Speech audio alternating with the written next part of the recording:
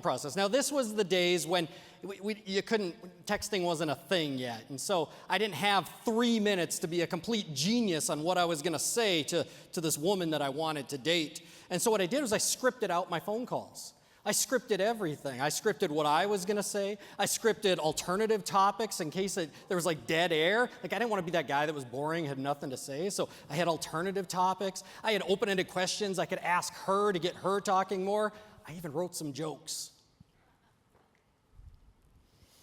So let's tie this into your business. Is anybody here in the room, show of hands, anybody been mountain climbing? Anybody do mountain climbing? Not a whole lot. How about a documentary on mountain climbing? Anybody seen a documentary? Yeah, there we go. I'll take that. That'll work.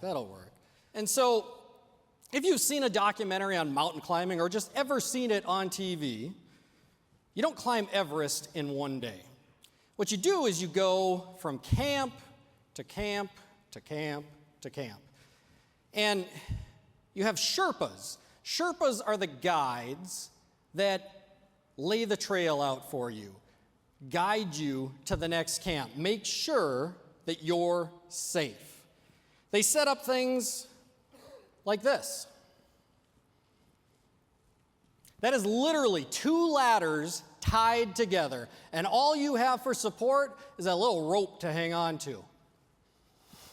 Now think about this. When you're up there and you're crossing that little bridge that's tied together there, you have on gear. So imagine all the gear you got on. You got layers upon layers of coats and jackets. You got these thick gloves on. You got a face mask on because it's cold. You got an oxygen mask. You got goggles. And if you look, you can even see there's like 6-inch spikes on the boots there so you can stick into the ice, right? One of the documentaries I was watching, the Sherpa even told somebody as they were about to cross, he said, if you fall, make sure that you fall to the left because you'll live 2 seconds longer. How would you go across that? Well, if that was me, I know exactly how I would go across that. I would very carefully go 1 step at a time.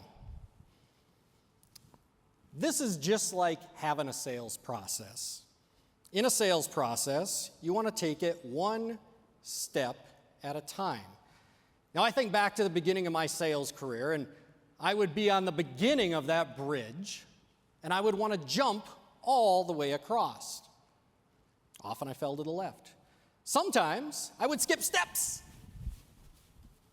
And I'd make it quicker sometimes, but other times I fell to the left.